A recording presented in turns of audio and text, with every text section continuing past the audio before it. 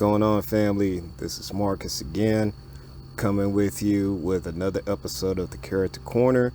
I want to do something a little different this time around, and I'm going to present three characters in this one before I go into my next characters for next week. Now, before I go any further, I just want to give some sort of quick announcement. I'm still planning on getting a graphic designer to design the main hero of the book, and also the Dracocernentia, which is an eye power. And I'll go a little bit into what the Dracocernentia is. So, without giving a whole lot of spoilers, Dracocernentia is a combination of two Latin words, Draco meaning dragon in Latin, and Cernentia meaning sight. So if you think of like the cornea and your eye and things like that, that's where the etymology kind of comes from or derives from.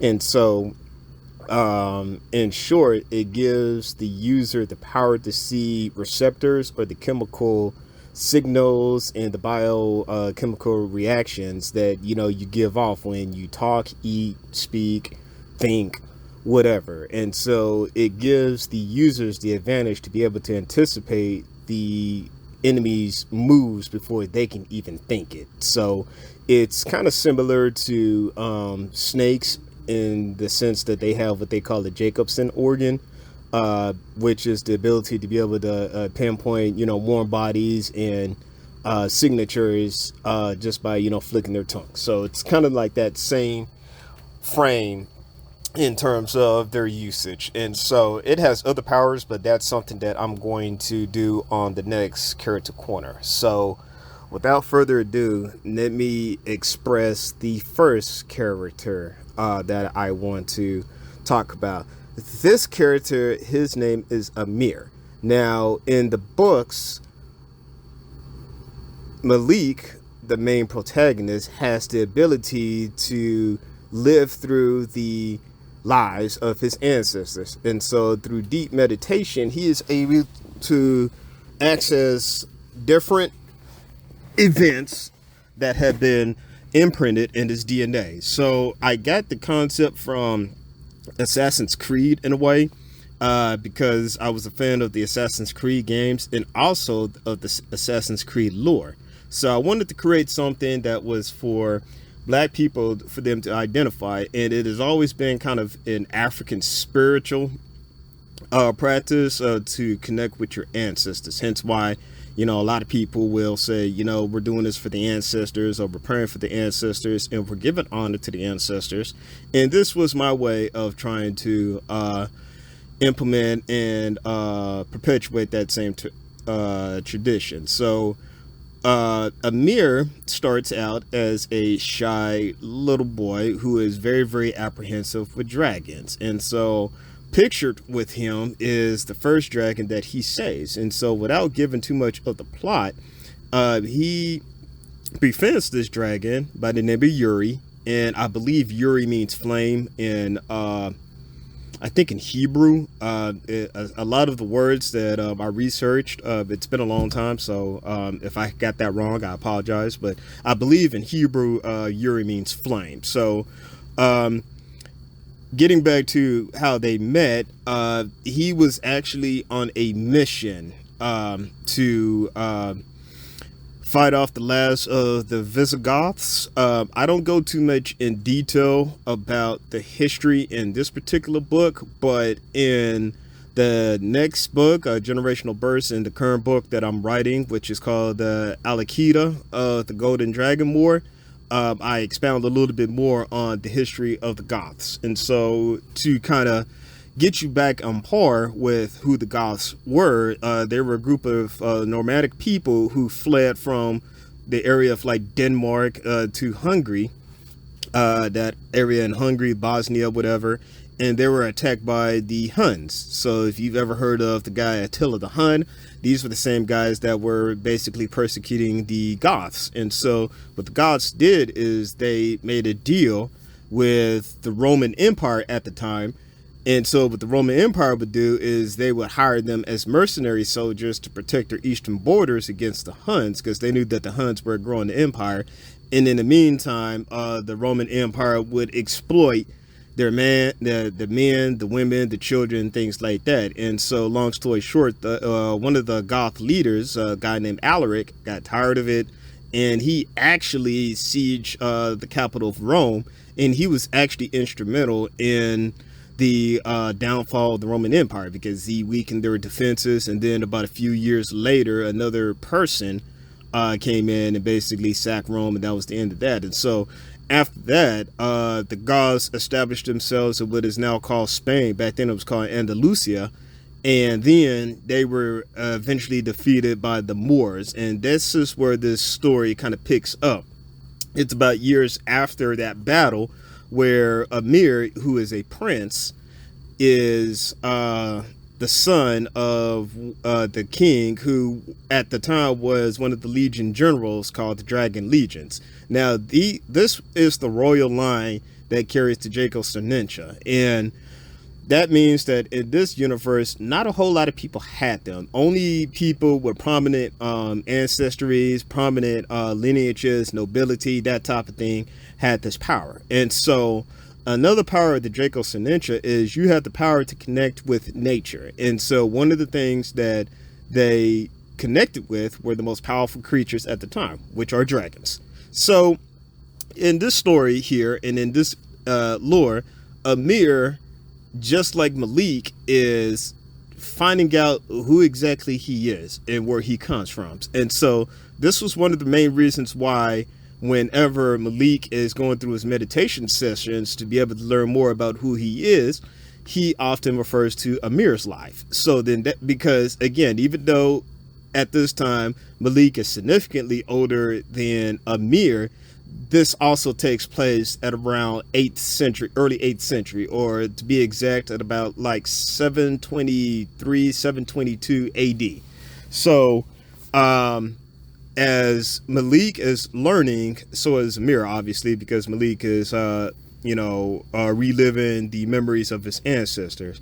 But one of the things that I wanted to present with Amir is that he's shy, he's inquisitive, but he can also be bold when the situation needs him to be. And so as a child, he has a natural respect for dragons because of power and their ability to spit fire, and also their unpredictable nature.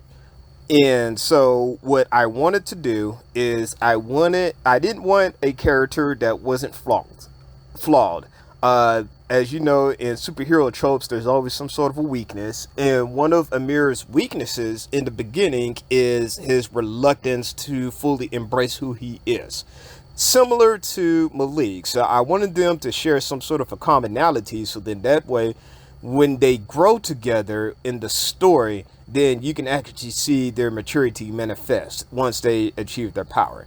So the next character that I wanted to briefly talk about is Fakkur, which is Amir's father. He is the leader of the Dragon Legion that led the siege in the battle, which the name escapes me. I don't even know if I can pronounce it right now, but once I do, I'll say it in a later video. But it was the battle back in 711 where the Moors defeated the Visigoths.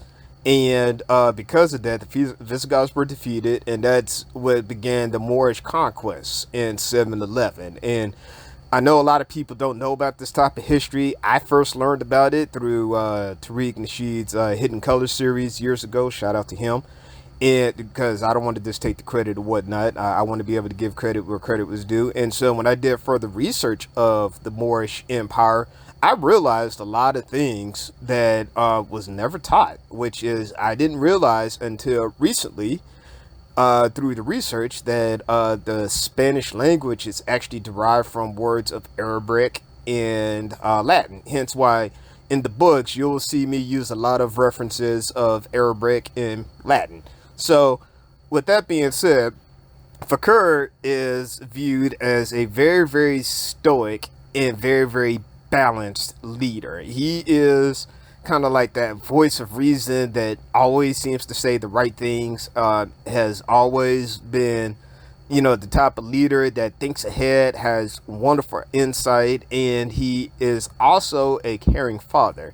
And in this story, what I've written, in which you'll find out in future chapters if you get a chance to actually read the book, which I hope that you guys have read the book, and if you hadn't gotten the book, please take the time to get the book, is that Amir's mother died in childbirth, which is very unusual, but I wanted to write that narrative for many reasons. One is because we live in a landscape right now where fathers are looked upon as a trope, because unfortunately good fatherhood isn't portrayed or promoted as well as I would like, but also in medias. And so, and this is no disrespect for people who go through situations with fathers not being at the home.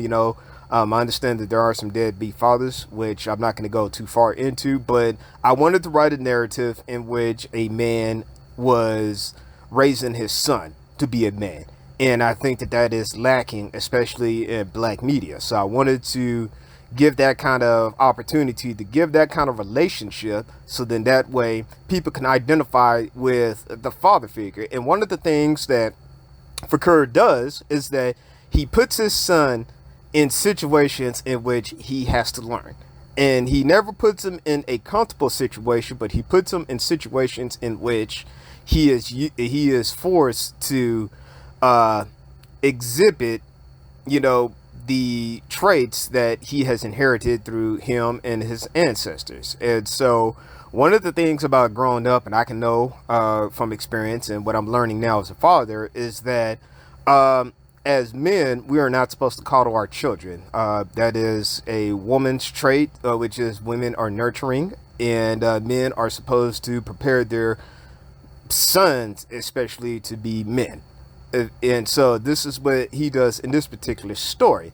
And one of the things that I wrote in the beginning chapters is that I wrote Fakkur sending his son Amir with another person, which I'm about to express here in a little bit, into a mission, to chase off and fend off the last remaining Visigoth armies, because at this time, most of them have been decimated, and a few of them are around, and they're still trying to hunt dragons, because they still blame the dragon as this entity that caused them to be destroyed.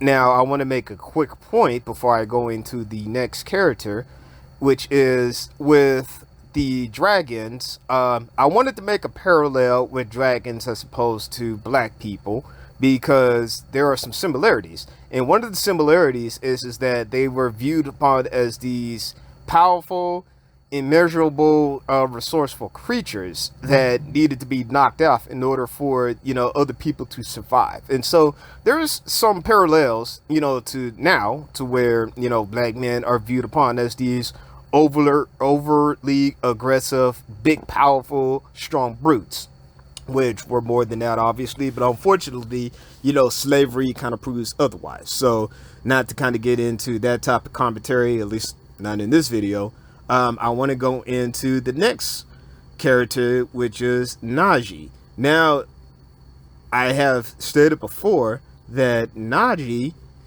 or rather Amir, did not grow up with knowing his mother, because his mother died in childbirth. But I still wanted to give a motherly character to which you could relate to, and so Najih is a Phoenix Moor. Now, in this particular universe that I wrote, the Phoenix Moors are the women, and the Dragon Moors are the men, but they share similar powers.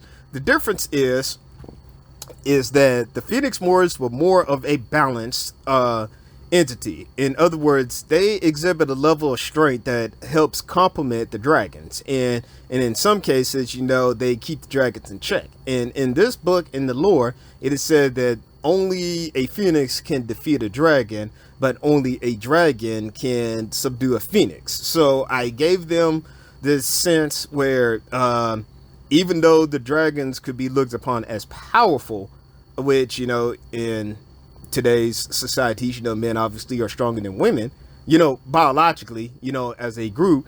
I wanted to give some sort of a equalizer, to kind of teach people about, the mutual respect and power that men and women have, because I think that is lost. But getting back to the character Najih, Najih is known as the wise woman, Emra Hitka. If I pronounced that right, if I pronounced it wrong, I'm sorry. Amir refers to her in the Arabic phrase, as wise woman.